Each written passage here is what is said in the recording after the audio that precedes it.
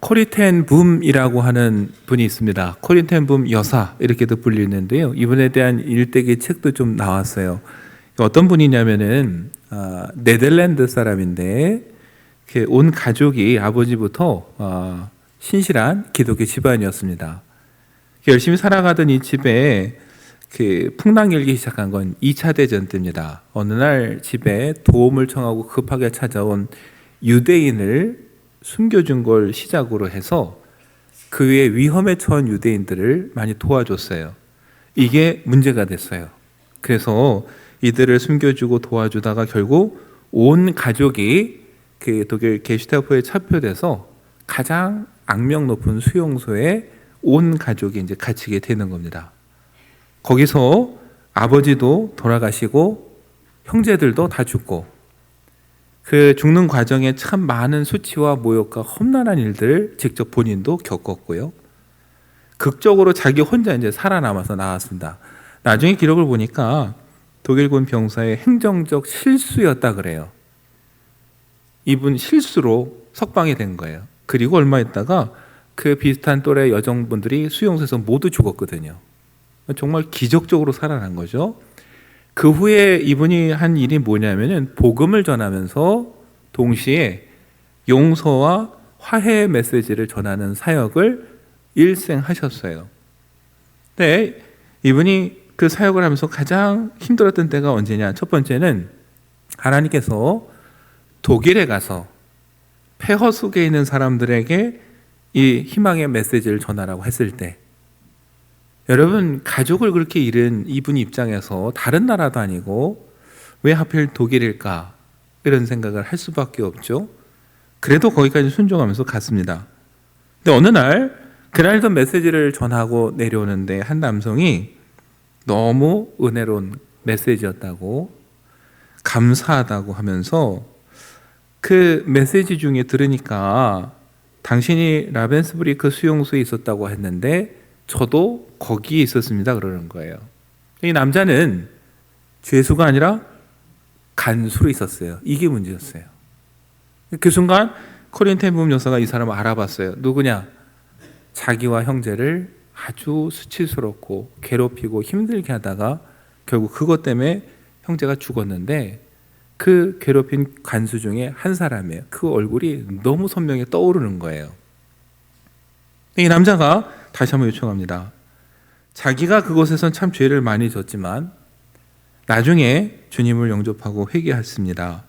그러면서 늘 기도한 게 그때 그곳에 있었던 희생자 중에 누구에게라도 용서를 구하겠다 제가 기도했는데 오늘 당신에게 용서를 구하고 당신이 나를 용서해 주면 좋겠습니다 하고 손을 내미는데 이분이 말하기를 도저히 그 손을 잡을 수 없었다라는 거예요. 아무리 자기가 용서를 말하고 화해를 말했지만 그 순간 죽은 자기 동생부터 온 가족의 얼굴이 떠오르면서 도대체 이 손을 어떻게 해야 될까? 순간 기도했다고 합니다. 주님, 용서할 수 있는 마음을 제게 주십시오.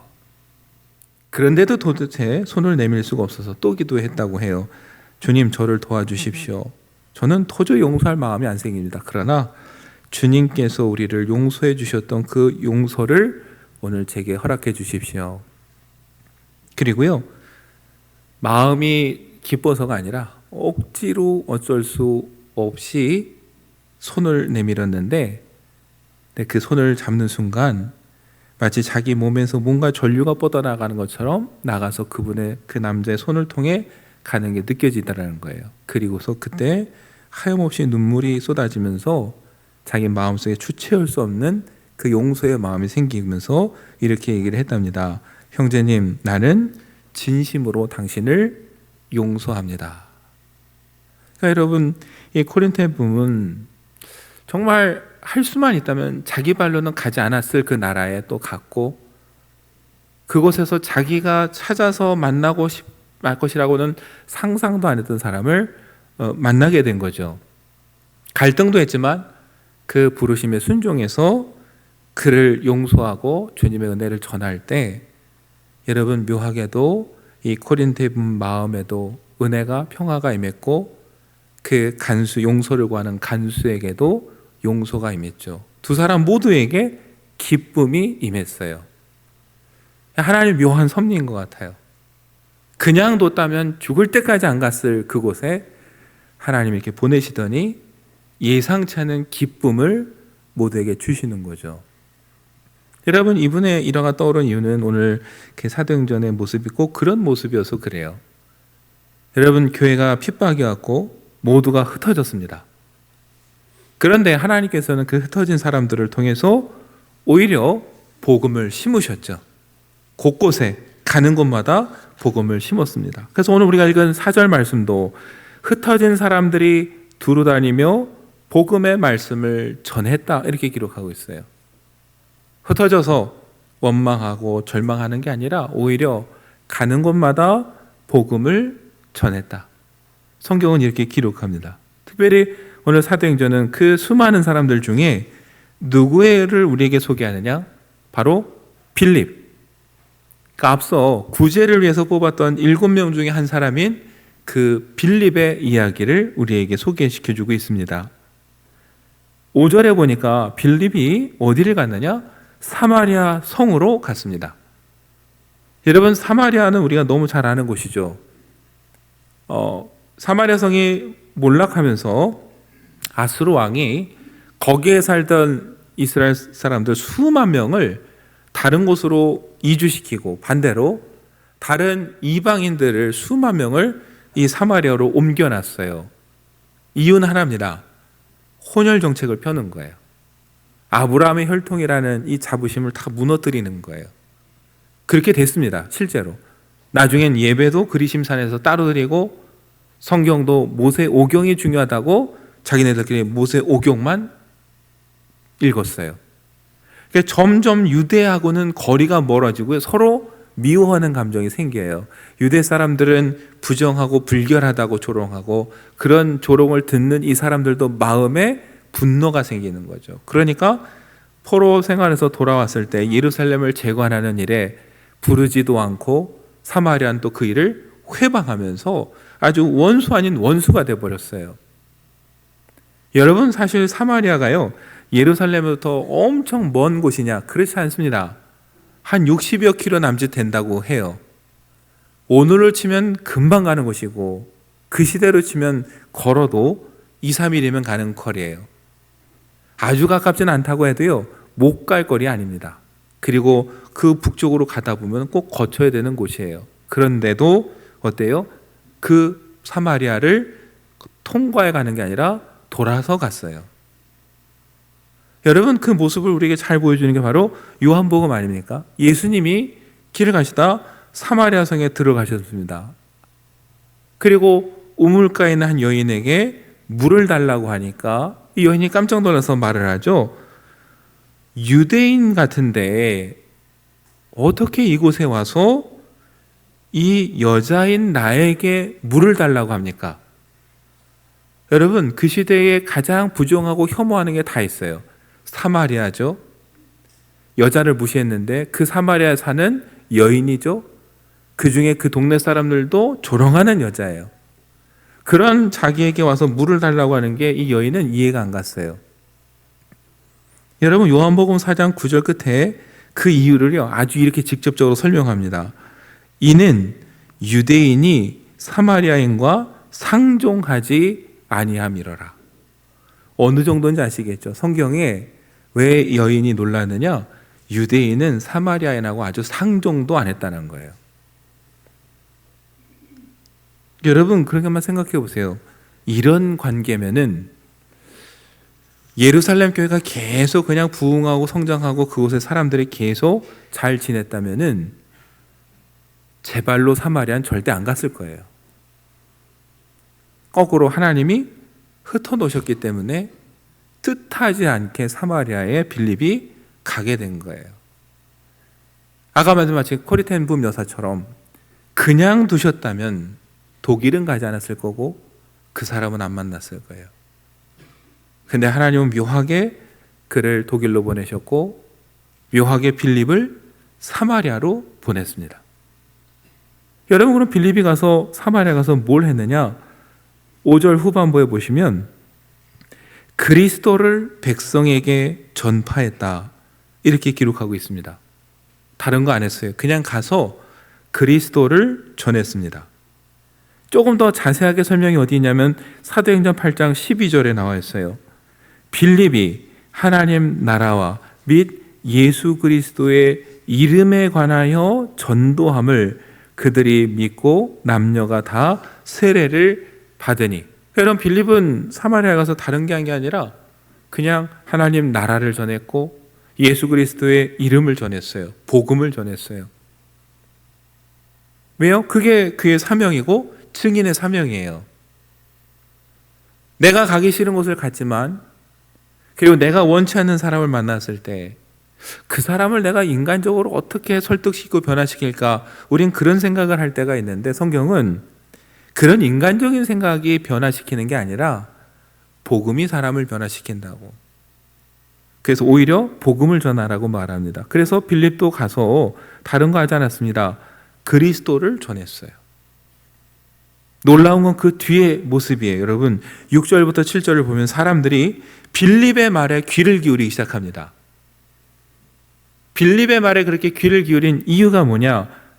빌립이 말씀을 전할 때마다 그곳에 표적, 기적이 나타났기 때문이에요. 7절에 보시면 많은 사람에게 붙었던 더러운 귀신들이 떠나갔습니다. 많은 중풍병자와 걷지 못하는 사람들이 나았어요. 놀라운 일들이 막 벌어지는 거죠.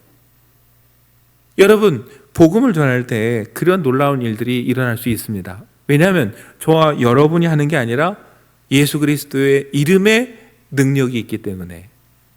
주님이 주님의 뜻을 이루고자 하신다면은 그 기적은 예루살렘에만 나타나는 게 아니라 사마리아에도 일어날 수 있는 거예요.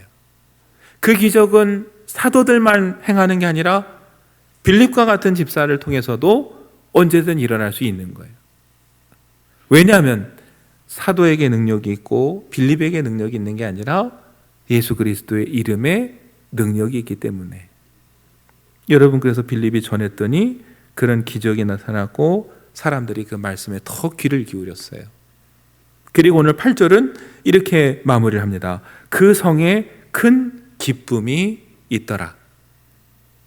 여러분, 조롱받고 외면당하던 사마리아 성에 기쁨이 임했습니다. 그 기쁨 누가 줬습니까? 빌립이 준 게 아니라 복음이 줬어요.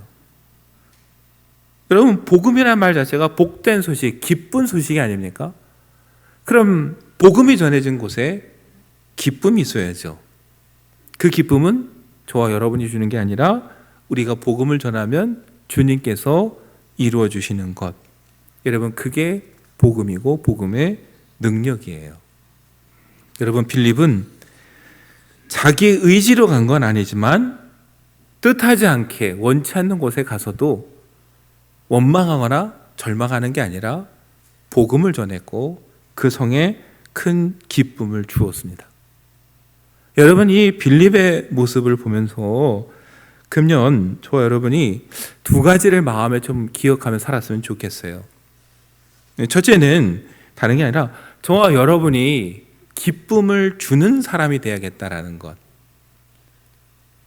여러분, 그러기 위해서는 사실 우리 안에 기쁨이 있어야 됩니다. 우리 안에 복음이 있고 복음으로 말미암아 저 여러분의 마음속에 기쁨이 있어야 누군가에게 기쁨을 주게 되는 거죠. 우리 안에 기쁨이 없으면 다른 사람에게 그 기쁨을 줄 수가 없습니다. 사마리아 성에 기쁨을 주기 위해서는 빌립에게 기쁨이 있어야 돼요. 복음이 있어야 기쁨을 줄 수 있는 거죠. 여러분, 우리 안에 기쁨이 있고 기쁨을 나눠주면 좋겠습니다. 우리가 항상 기쁘면 좋겠습니다라고 하면요, 반응이 늘 이런 표정이세요. 네. 지금도 다 눈빛이 목사님 좋은 일이 있어야 기쁘죠. 네. 네. 뭐 좋은 일이 있어야 기쁘죠라는 표정으로 다 쳐다보시는데 맞아요, 여러분. 좋은 일 있으면 기쁘죠. 그건 달리 말하면 세상 사람들도 다 아는 거고요. 좋은 일 생겨서 기쁜 건 세상 사람들도 다 아는 거예요. 근데 저도 여러분도 똑같이 생각한다면은 그럼 믿는 사람과 세상 사람의 차이가 없잖아요. 믿는 사람이나 안 믿는 사람이나 좋은 일 있으면 기쁘고 좋은 일 없으면 그냥 우울하고, 그렇다면 여러분 믿는 이유가 아무것도 없죠. 그리스도인의 기쁨은 좋은 일이고 환경이 좋아서 기쁠 수도 있지만 사실은 우리의 기쁨은 어디서 찾아야 되냐면은 아까 말씀했잖아요. 복음, 예수 그리스도 안에서 기쁨이 있어야 돼요. 여러분, 우리가 봤던 사도행전 5장을 한번 다시 되새겨 보세요. 사도들이 공의에 잡혀갔습니다. 채찍에 맞고 풀려났어요. 그때 그 풀려나는 사도들의 모습을 사도행전 5장 41절은 이렇게 기록합니다. 사도들은 그 이름을 위하여 능욕받는 일에 합당한 자로 여기심을 기뻐하면서 공회 앞을 떠나니라. 여러분, 채찍에 맞고 나오면서 어떻게 했어요? 기뻐했습니다.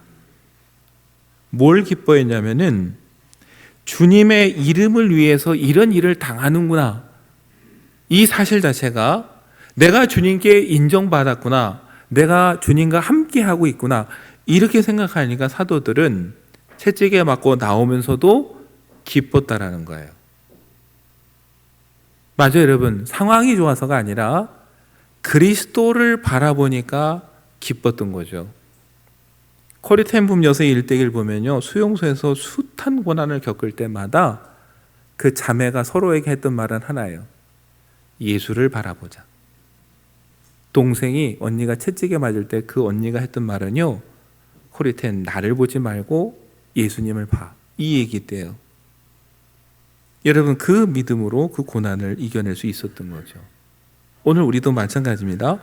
우리가 기쁨을 발견하고 기쁨을 찾는 곳은 다른 곳이 아니라 예수 그리스도에 된다라는 것. 그래서 우리 안에 기쁨이 있고 복된 소식이 있을 때 누군가에게 기쁨을 줄 수 있는 거죠. 마더 테레사가 이런 얘기를 했다고 합니다. 기쁨이 가득한 자는 설교 없이 설교한다. 예, 저도 한참 생각했는데 여러분 지금 한번 잘 생각해 보세요.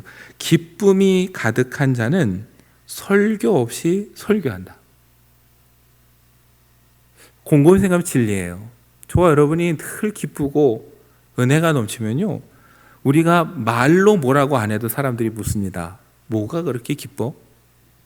뭐가 그렇게 즐거워?